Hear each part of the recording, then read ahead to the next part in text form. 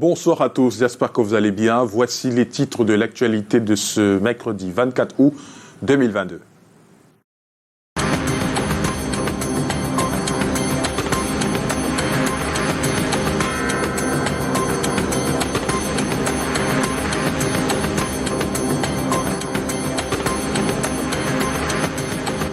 À la une ce soir, le président de la République trace les grandes orientations générales de la politique budgétaire de l'exercice 2023. Dans une circulaire de 20 pages, le chef de l'État fixe les objectifs de l'action publique. Affaire Fecafoot contre Assemblée générale de 2009, le tribunal arbitral donne raison à Samuel Eto'o. Il vient de valider la convention signée entre les deux parties. Les implications de cette décision à suivre dans ce journal. Et l'Angola face à son histoire, près de 15 millions d'Angolais appelés aux urnes pour élire leur prochain président de la République. Voilà pour les titres.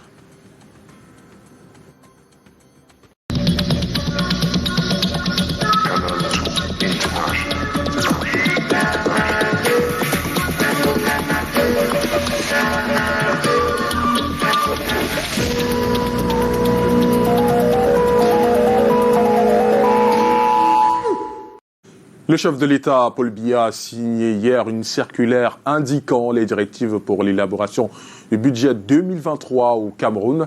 Elle surfe sur la consolidation, la relance économique et la transformation structurelle. La synthèse de cette circulaire est signée Lil Piediou sur les images de Colin Stayou. Paul Biya donne le ton du budget de l'État du Cameroun pour l'exercice 2023 dans une circulaire rendue publique mardi en 4 grands axes.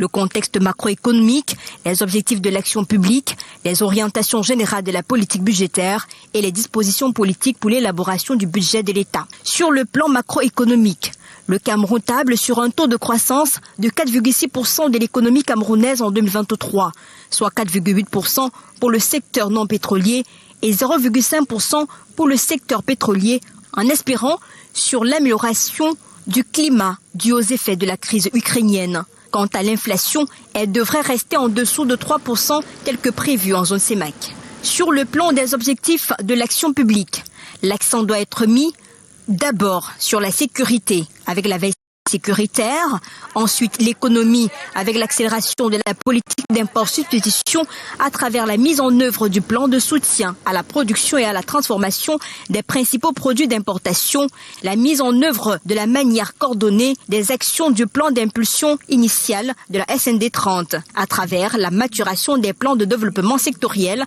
de la SND 30.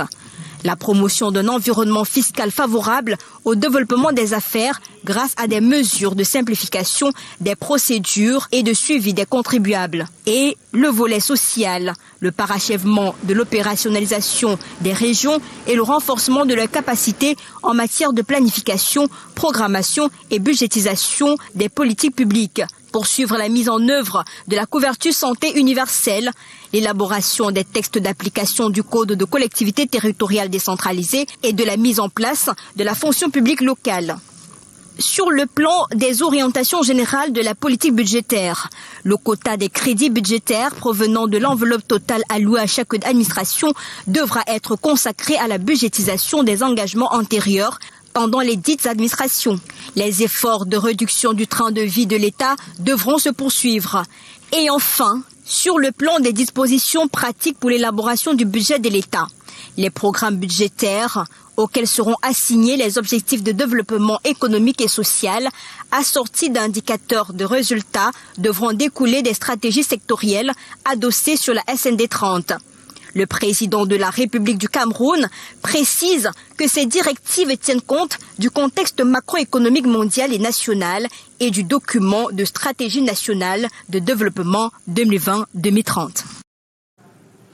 Et toujours en économie, 8 municipalités frontalières des régions en crise du nord-ouest et du sud-ouest bénéficient du programme de développement économique et social des villes secondaires exposées à des facteurs d'instabilité.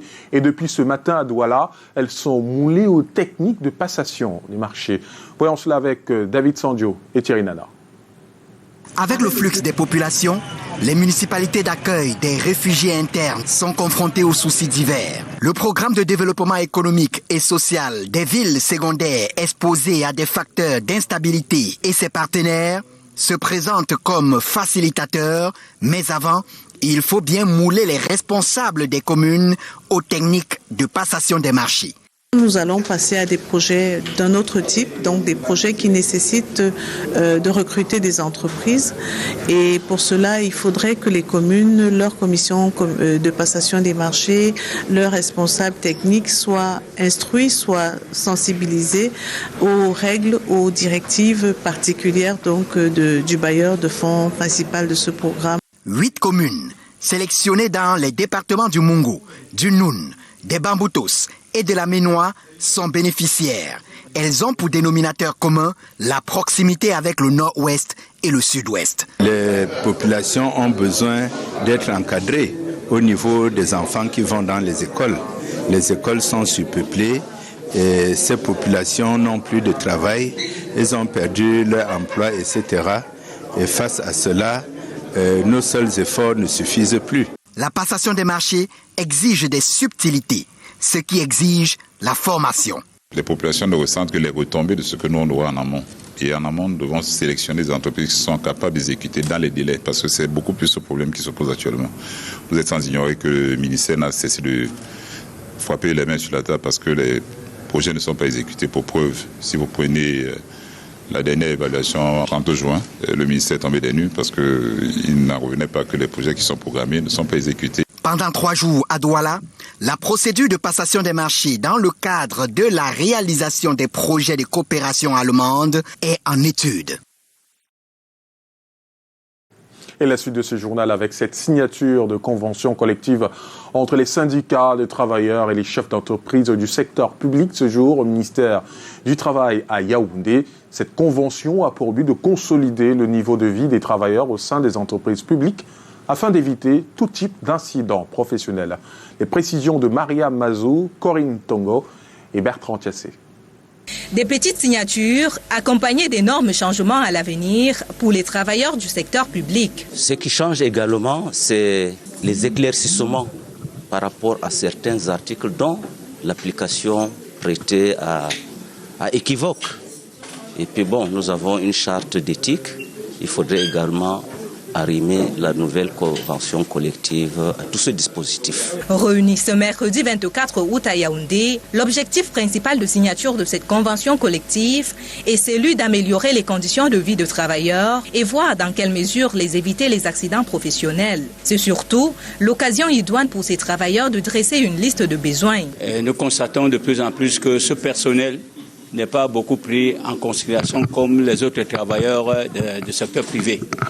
Et donc nous avons attiré l'attention du gouvernement pour qu'on puisse les considérer aussi comme les travailleurs, comme tout autre, comme les autres. Le ministre du Travail et de la Sécurité sociale, Grégoire Ouna, appelle ces derniers à cultiver davantage la patience, surtout dans ce contexte de vie chère. Appeler le monde du travail en général, à travers vous, travailleurs comme syndicats, à prendre tout le recul nécessaire compte tenu de la conjoncture économique aujourd'hui pour que nous puissions résister encore plus, que nous puissions être résilients et qu'on s'en sorte. Le rendez-vous est pris dans quelques mois pour revoir d'autres aspects comme la grille salariale dans certaines entreprises publiques. Et dans notre série sur les préparatifs de la rentrée scolaire, intéressons-nous sur la feuille de route de l'année 2022 et 2023. Les responsables du secteur de l'éducation de base sont réunis ce jour à Douala. À cet effet, objectif, garantir une année scolaire sans obstacle dans le littoral. Lesline Poumetia et Henri Tina. Les responsables de l'éducation de base en discussion ce 24 août à Bonanjor, dans le premier arrondissement de la ville de Douala. Il est question d'identifier les challenges à relever pour le compte de l'année scolaire 2022-2023. Ce que j'attends des enseignants du secteur de l'éducation de base, que chacun essaye de faire son travail, que l'objectif soit uniquement donner du savoir à nos petits-enfants de notre région. Je pense à la lutte contre toute forme de corruption en milieu scolaire afin de garantir la gratuité de l'école primaire qui est une option politique et très chère au chef de l'État. Nous allons également veiller à l'assainissement de l'éducation privée de base en luttant également contre la prolifération des amants clandestins. Toutes ces dispositions soulevées pour assurer une année scolaire réussie dans la région du littoral. 2 objectifs nous sont assignés. D'un, la rentrée du 5 septembre 2023 doit être effective. Et de 2, toutes les activités qui vont démarrer ce 5 septembre doivent être conduites avec brio jusqu'à son terme en fin d'année scolaire, y compris les activités connexes. Les revendications des enseignants qui ont perturbé l'année scolaire 2021-2022 étaient également à l'ordre du jour. L'année scolaire 2022-2023, le ministre de l'Éducation a mis en notre disposition 2 délégations de crédit. La première en janvier et en avril, on a eu des financements pour payer l'intégralité des arrêts dus aux examens pour la session 2021. En attendant l'application des résolutions prises, il ne reste plus qu'aux élèves et enseignants de retrouver le chemin de l'école le 5 septembre prochain. Et opération sensibilisation sur les moyens de lutte contre les maladies transmises par le moustique. À l'occasion de la journée mondiale de lutte contre cet agent vecteur de paludisme, nous donnons la parole ce soir aux Yaoundéens qui nous parlent de leur aventure avec les moustiques. C'est dans ce reportage signé Arsène Kenyé et Bertrand Tiassé.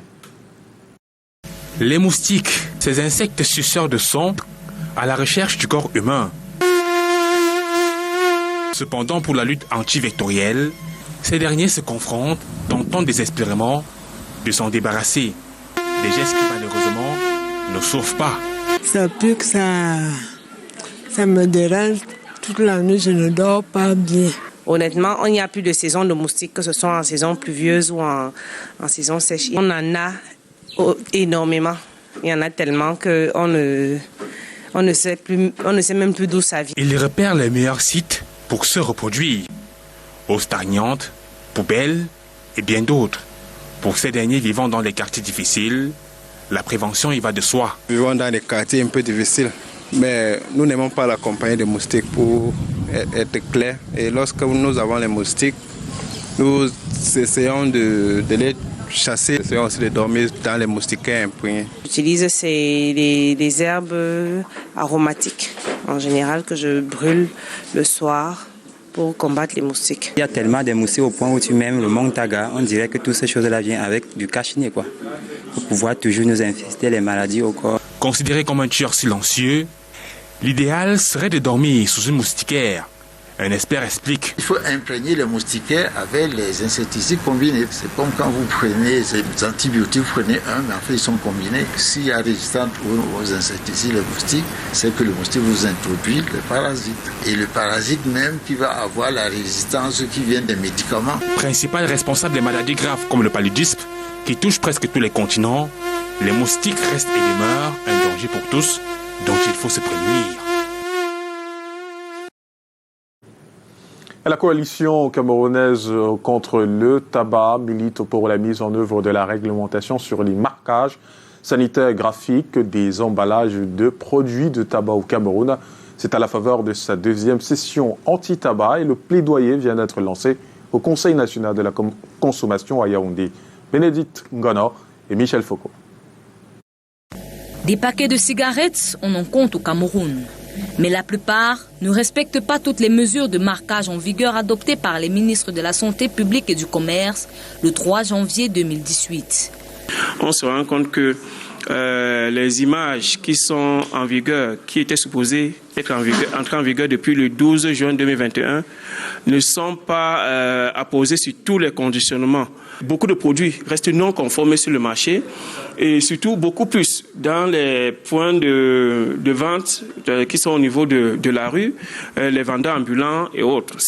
D'après la loi, seuls les produits de tabagisme ayant un marquage sanitaire et l'image du cancer de la bouche est autorisée à la commercialisation au Cameroun. Une approche pour mieux sensibiliser sur le danger que représente la cigarette pour les fumeurs. L'image du cancer de la bouche qui est en vigueur actuellement, elle n'aura pas circulé normalement conformément à la réglementation qui parle de 24 mois. Ils ont adopté une réglementation, mais elle n'est pas appliquée de manière optimale. On va de report en report, on annonce des actions de répression qui vont commencer, mais elles ne viennent jamais. L'industrie qui dit se conformer à tel délai, mais jusque-là, le moment venu, elle demande d'autres reports. Et puis, à un moment donné, c'est comme ça que nous allons consommer tous les délais impartis pour une série. Parce qu'il faut le dire, la série d'images en circulation actuellement est supposée s'achever le 12 juin 2023. La coalition camerounaise contre le tabac poursuit sa lutte contre la contrebande des produits du tabagisme et implore le gouvernement camerounais à mettre, si possible, des sanctions sur pied pour les hors-la-loi.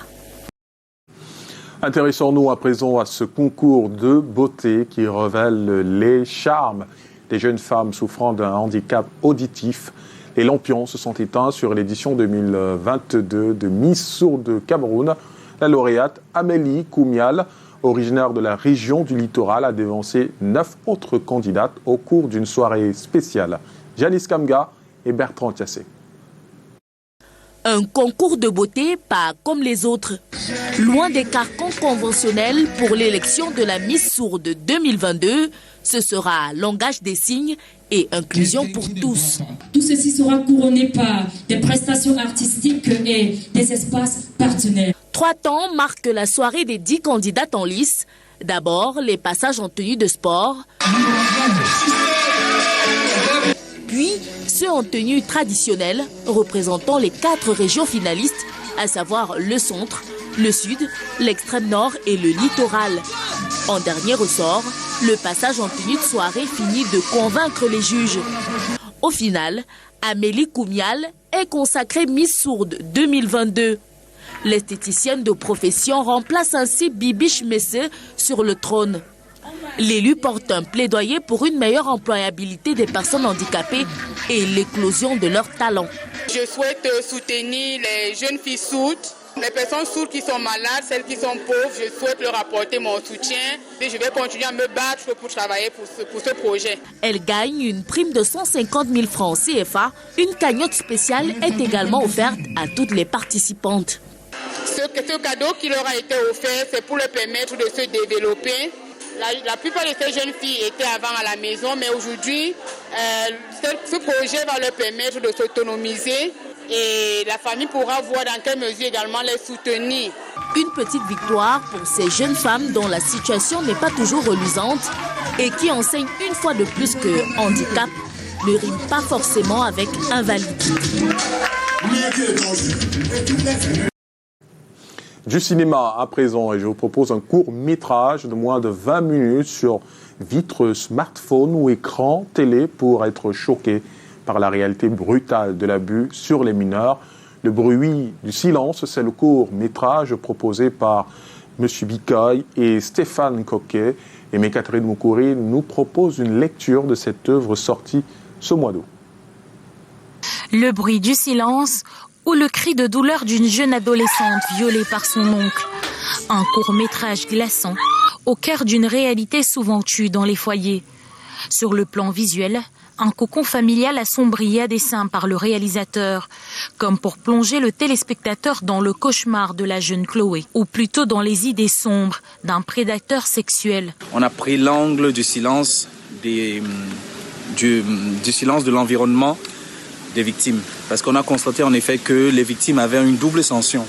La première, c'était l'acte qui est commis sur elles.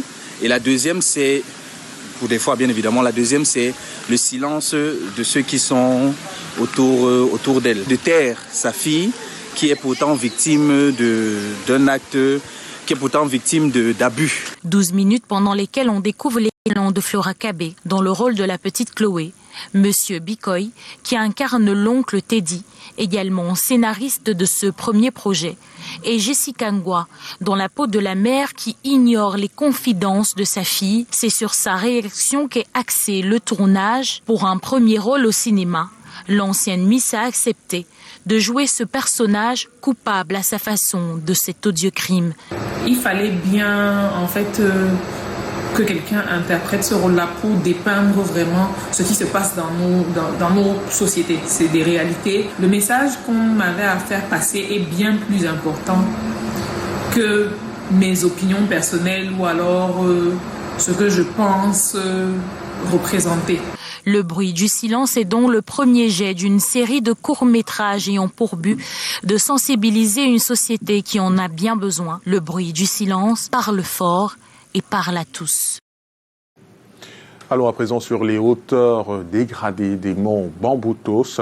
Rainforest Alliance vient de mener à Bafoussam une convention de coopération décentralisée du comité de gestion durable du paysage de ce mont, en concertation avec des organisations de la société civile, des collectivités territoriales décentralisées ainsi que les autorités traditionnelles pour veiller au maintien de cet espace. On voit cela avec Solution Fauquois. Les paysages des monts Bamboutos, centre d'intérêt de plusieurs espoirs. Son fleuve et son contrebas en particulier, porteur de la félicité d'organisations de producteurs ici en brainstorming autour de Rainforest Alliance. L'objectif, c'est de faciliter les maires à signer une convention de gestion durable. Et cette convention de gestion durable de leur paysage, qui est le paysage des monts Bamboutos. Et c'est de mettre en place le comité de gestion du paysage qui sera la structure de gouvernance que les maires vont utiliser pour discuter des préoccupations qui sont touchées au niveau de chaque paysage. Un début de solution et pas des moindres se projette à Bafoussam, la capitale du Bénin. Avec la participation effective des organisations de la société civile, d'experts et des collectivités territoriales décentralisées du nord-ouest et de l'ouest. C'est la principale source d'eau pour les trois régions, l'ouest, le nord-ouest et le sud-ouest. Vraiment vivement que ce soit mis sur pied afin que cet écosystème soit préservé. La mise à contribution des bénéficiaires est effective. D'ailleurs, on s'est approprié le projet depuis la phase de sensibilisation. Ce n'est pas les solutions importées. Les problèmes identifiés et les solutions proposées proviennent des communautés locales. Voilà qui va sans doute réduire les soucis des maires riverains des monts Bamboutos, ou moins montrer les pistes de résorption durable. Nous avons été toujours très soucieux des problèmes liés à la gestion des paysages du mont Bamboutos.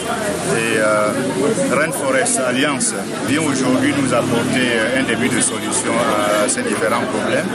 Et nous allons nous atteler à la mise en œuvre de ce qui est pris en compte dans cette convention et aller également vers les populations concernées et leur expliquer un certain nombre de choses. Il y va de la survie de cet espace très fragile du biotope des Bamboutos. Et je vous l'annoncer en titre, le processus électoral et l'adoption des textes ayant conduit Samuel Eto'o à la tête de la Fédération camerounaise de football n'est plus remis en cause. C'est la substance du verdict prononcé hier par le tribunal arbitral du sport en faveur de la FECAFOOT qui confirme le retrait de l'AG 2009 dans l'affaire Les Opposants. Et pour comprendre les implications d'une telle décision et l'éventualité d'un recours au tribunal fédéral suisse par la partie adverse, Marc Chouamot est allé à la rencontre d'un juriste des questions de sport. Reportage. 13 ans qu'aura duré le feuilleton Assemblée générale 2009 de la Fédération camerounaise de football, tribunal arbitral du sport. La sentence rendue mardi dernier par le TAS dans les deux affaires qui opposaient l'instance fêtière du football camerounais à son ancienne AG de 2009 va au-delà de la simple victoire de l'exécutif de Samuel Eto'o. Le juriste maître Alain Guigny nous fait l'économie des implications de celle-ci. Le TAS a constaté que les parties se sont entendues et a donc ratifié la convention signée entre la FECAFOOT et les membres du comité de l'Assemblée générale de 2009. Ce qui veut dire que à partir du moment où on fait un petit calcul arithmétique, où c'est les 2/3 des membres de l'Assemblée générale qui ont signé la convention avec la FECAFOOT, à partir de ce moment, conformément au texte, il était normal que le TAS considère que l'Assemblée générale avait transigé. Dans un communiqué, la FECAFOOT s'est réjouie de l'ouverture d'une nouvelle ère dans le football camerounais, celle loin du prétoire. Mais la réaction d'Abdourahmane Amadou dans la foulée, le porte-parole des contestataires, a vite fait de toucher l'enthousiasme des uns et des autres. Quant à savoir s'il y a une possibilité de recours, oui, je dis bien qu'il y a une possibilité de recours auprès du tribunal fédéral suisse, qui est une sorte de cour d'appel pour les décisions du TAS. Si le tribunal fédéral suisse peut encore faire renaître cette affaire, Au niveau du TAS, l'on ne veut plus en entendre parler. Explication. Quand on lit la sentence, il est bien dit que cette affaire est radiée du rôle du TAS. C'est-à-dire que le TAS n'aura plus à connaître de ce procès ou un procès ayant le même objet. Si une probable bataille est en gestation, Samuel Eto'o et la Fédération camerounaise de football peuvent au moins se féliciter d'avoir réussi à chasser du vocabulaire des amoureux du football camerounais le jargon. TAS, eux, qui en ont été bercés matin, midi, soir depuis 2009 au détriment des prouesses des footballeurs dans les stades. C'est déjà ça de gagner. Et cette décision du TAS, de l'avis de certains spécialistes, vient conforter l'actuel président Samuel Eto'o dans son projet de modernisation et de développement du football camerounais. Daniel Anissé-Oudier et Michel Foucault. Les sentences prononcées ce 23 août par le tribunal arbitral du sport sont de l'avis d'observateurs, le triomphe de l'équité sur le droit. Elles naissent de la volonté affichée d'une bonne frange des membres de l'Assemblée générale de la FECAFOOT de 2009 à faire table rase du passé pour construire avec Samuel Eto'o notre football. C'est une victoire dans le sens que le tribunal arbitral du sport a reconnu dans cet accord transactionnel qu'une frange de ces personnes ont bien voulu que la paix revienne dans le football camerounais. Le premier constat, c'est que Eto'o a fait ce que les autres n'ont pas pu faire, ses prédécesseurs, parce que ça fait 13 ans que le combat dure avec le tribunal arbitral de sport de Lausanne. Et on a l'impression que tout est parti de nos instances juridictionnelles au pays qui n'ont pas été sérieuses. Cependant, un rebondissement n'est pas exclu quand on sait que l'un des contestataires de longue date, Abdourahmane Amadou, annonce faire recours dans les prochains jours auprès du tribunal fédéral suisse à Lausanne. C'est de son droit, c'est du droit de ceux qui n'ont pas été d'accord par rapport à cette convention. C'est de leur droit justement de porter l'affaire devant. Donc maintenant, il appartiendra maintenant aux juges de ce tribunal fédéral suisse de pouvoir trancher si le droit a été dit. Le seul moyen pour Samuel Eto'o d'éviter le piège, selon certains spécialistes, est d'être moins revanchard et poursuivre sereinement son projet de modernisation du foot camerounais entamé depuis 8 mois. Il devrait plutôt, n'est-ce pas, continuer à ouvrir les portes à ceux-là qui veulent le développement du football, donc tendre la main à nouveau, n'est-ce pas, à ces contestataires qui depuis 13 ans ont préféré les prétoires que de privilégier le terrain. Il faut réveiller le football amateur parce que c'est le grenier pratiquement du football professionnel, et enfin il faut structurer le football professionnel. Donc je pense qu'aujourd'hui, pour le moment, ils ont une légalité sur les 4 prochaines années et ils ont le temps nécessaire. En attendant d'éventuels ricochets, la Fédération camerounaise de football jubile déjà cette victoire historique et a les yeux plus que jamais rivés sur le futur. À l'étranger, plus de 14 millions d'Angolais étaient aux urnes ce mercredi matin pour élire un nouveau président et renouveler les 223 sièges au Parlement. En France, le président Macron prévient les Français de la fin de l'abondance et de l'insouciance au Conseil des ministres de la rentrée à Paris. Lille Piédou et Calvin Teka.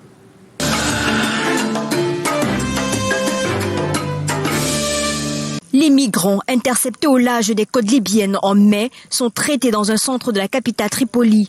Godwin, un Nigérian vivant dans ce pays d'Afrique du Nord, se plaint de souffrir et de ne pas avoir de travail ni de nourriture. Mon seul souhait était de pouvoir voyager en Europe, mais Dieu ne l'a pas permis. Je suis venu en Libye et j'ai essayé d'émigrer par la mer en 2017 et on nous a ramenés. Les Libyens nous ont ramenés. Hassani Ahmed, originaire du Soudan, veut lui aussi rejoindre l'Europe. Il se dit être en quête d'humanité.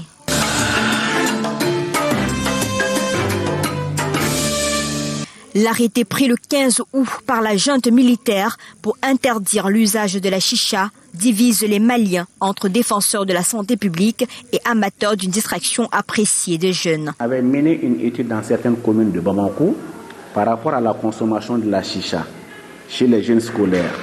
Donc dans ce travail scientifique, il est ressorti qu'à peu près 70% des scolaires des communes où nous avions mené l'enquête consomment de la chicha et aussi de la cigarette. Donc parmi ces jeunes, à peu près 70% ont proprement leur machine à la maison. Ils l'utilisent. et 50% ont développé une addiction et les femmes en consomment plus parce qu'il y a 53% de femmes qui consomment la chicha. Les commerçants dénoncent le fait de ne pas avoir été avertis au préalable et certains consommateurs demandent aux autorités de trouver une autre solution que celle de l'interdiction de la chicha. On devrait être averti avant la publication des décrets, nous donner assez de temps. Alors que vous voyez dans la boutique, nous avons envoyé beaucoup de stocks ici. On n'a pas eu le temps de vendre, ni rien, alors que nous avons financé dedans. Il y a beaucoup de chicha clubs là où nous sommes. Et chez Chicha Club, qu'est-ce qu'ils disent aujourd'hui? Qu'ils gagnent parce qu'ils emploient des gens. Mais en termes de mortalité, de maladie, si on prenait ça en compte, nous verrons que franchement, le mieux c'est d'arrêter.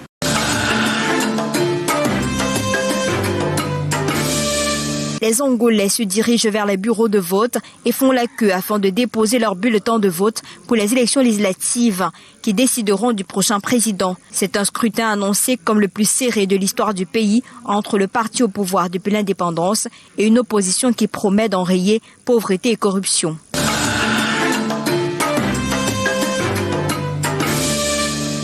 C'est une grande bascule que nous vivons, avertit le président Emmanuel Macron aux Français, revenant sur la récente série des crises graves de l'Ukraine à la sécheresse, en préambule du Conseil des ministres de rentrée à Paris. Je souhaite que nous puissions faire dans les prochaines semaines et les prochains mois, c'est réaffirmer une unité très forte du gouvernement, des forces de la majorité, autour d'elles des forces sociales, les forces vives de la nation, autour d'un cap. Il est facile de promettre tout et n'importe quoi, parfois de dire tout et n'importe quoi. Ne cédons pas à ces tentations.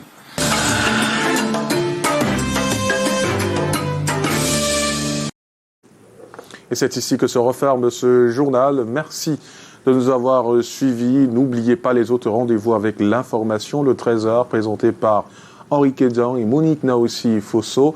Le 15h30, le journal des régions. Le 18h15, de Gladys Ambo, journal en langue anglaise. Moi, je vous retrouve demain, même lieu, même heure, 19h50. Bonsoir.